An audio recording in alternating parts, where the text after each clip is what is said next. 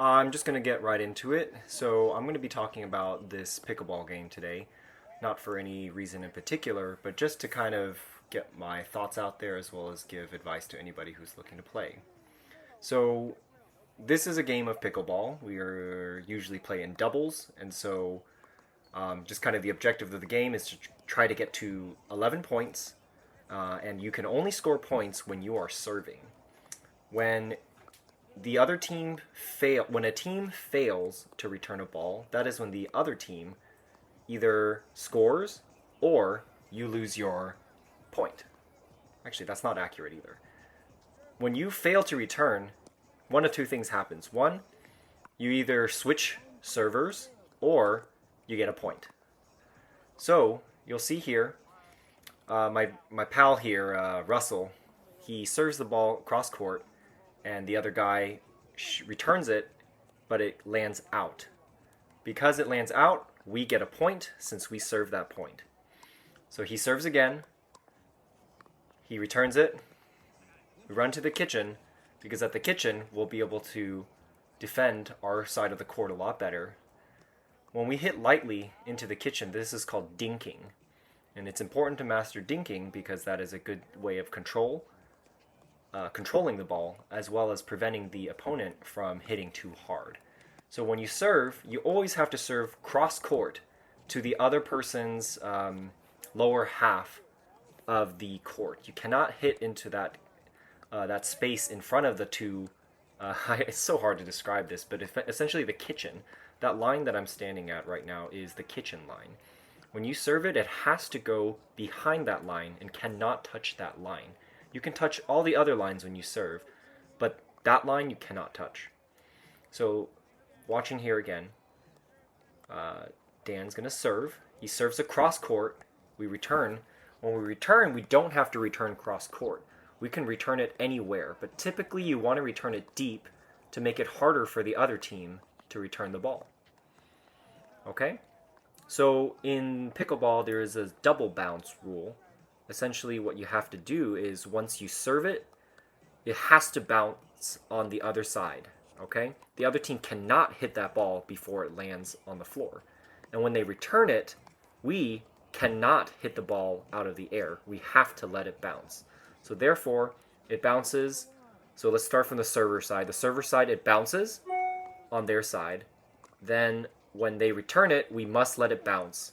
Then when we return that, the receiving team can knock it out of the air or let it bounce. So typically you can only let it bounce always you can only let it bounce one time before the ball is out of play. So continuing on, whenever you serve, if the serving team makes a point, then you rotate spots with the same server. Okay, just the winning team gets to rotate spots.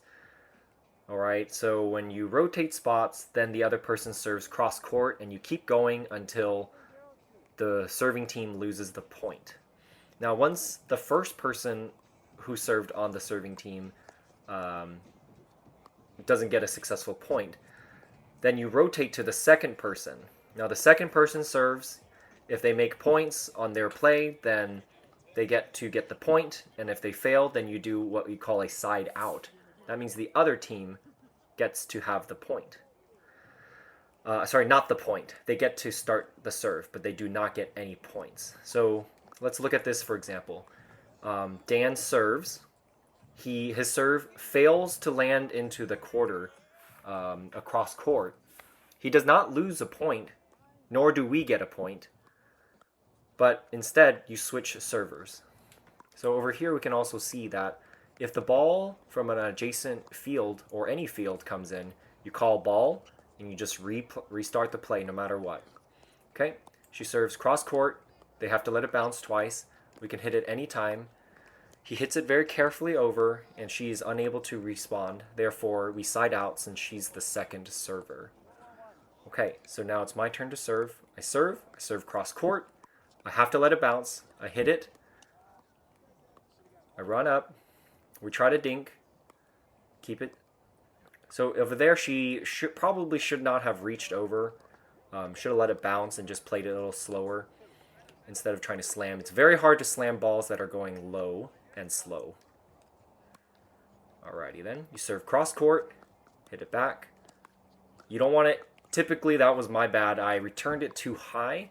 When you return it too high, it makes it easier for the other team to slam it downwards. Because when the ball is very high, it's easy to make it go fast. So in that case, that ball was out. You call out. Whoever is the receiving team gets to call out, and you kind of just have to trust their word for it. That's just the etiquette. So nice return. When I returned it, you keep it low and close into the kitchen so that they do not have an opportunity to slam it. Alrighty, so you serve it across, let it bounce, hit it. That one I hit too high, but she hit it with too much strength, resulting in the ball going out, giving us a point. And then we rotate. He serves it across court. He serves it back. I bounce it. We serve it up.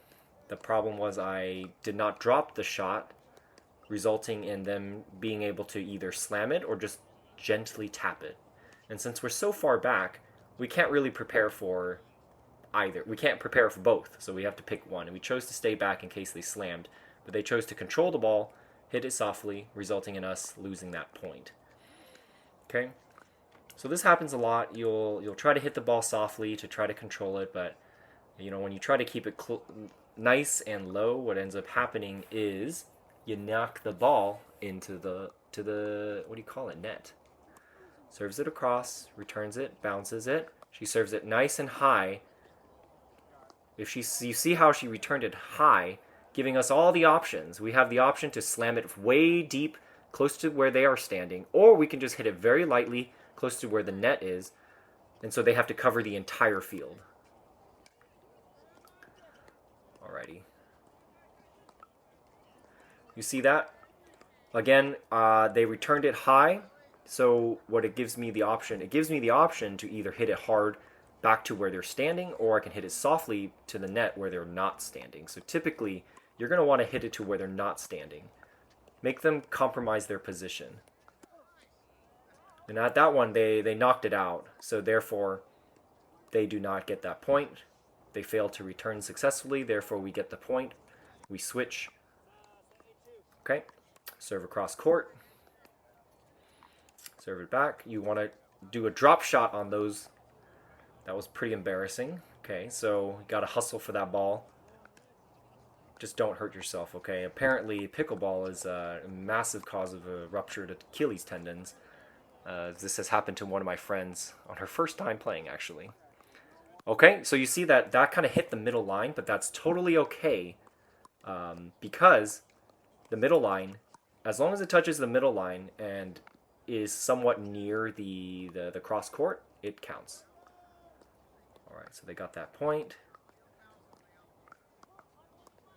That one I could have let go, but it's fun to play. Alrighty then. So typically, when you're playing, you want to hit it down the middle. There's a saying that says, "Down the middle solves the riddle." And what this does is it's a very safe shot, and it will also cause the opponents to be very confused on who should be hitting.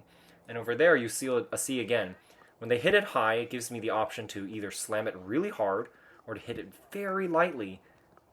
All right, and they can't reach that distance in time. So you always have to be on your feet. It's all about control.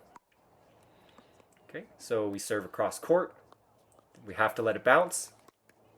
We hit it over. She hits it over, but she hits too hard, resulting in the ball going out. We get a point. We switch.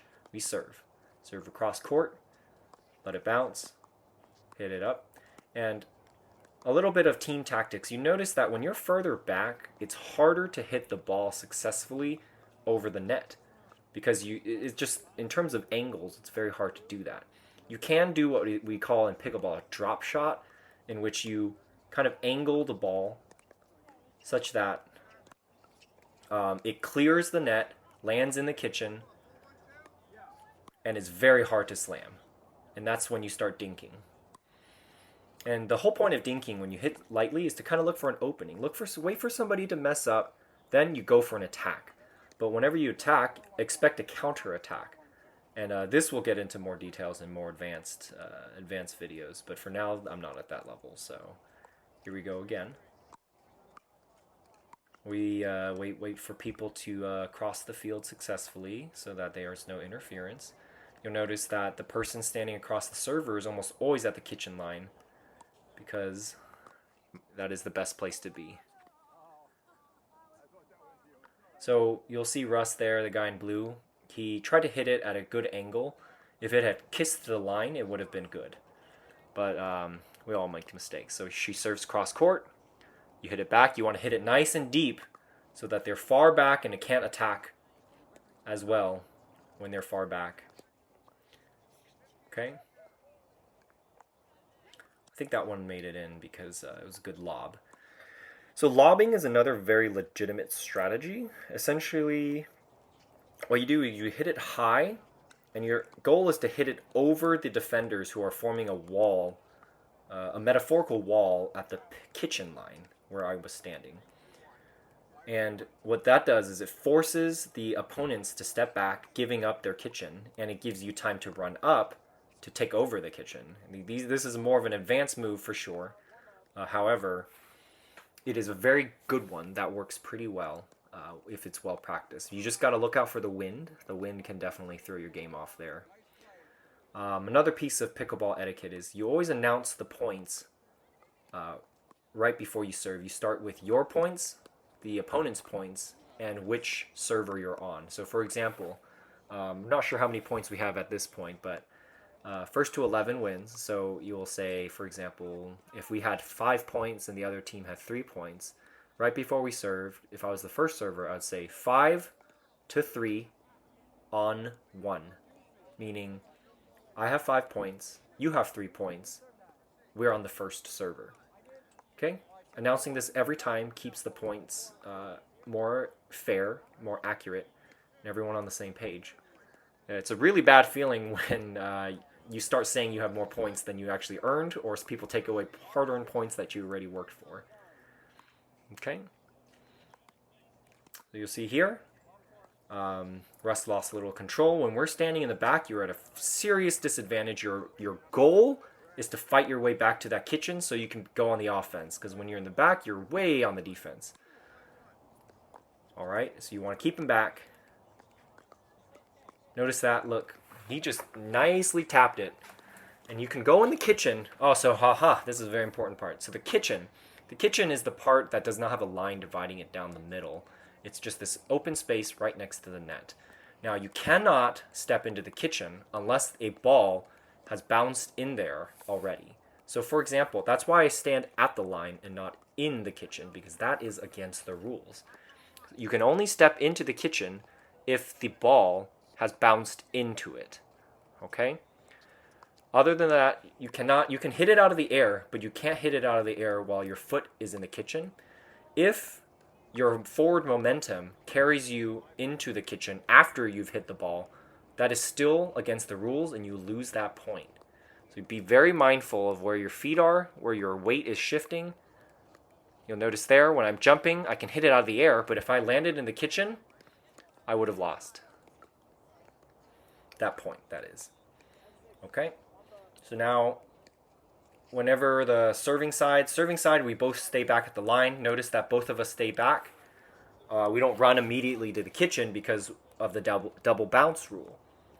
Because of the double bounce rule, we have to let it bounce twice. So to run up prematurely could result in us losing. So again, this game we won. Yeah, hopefully we learned something in this video.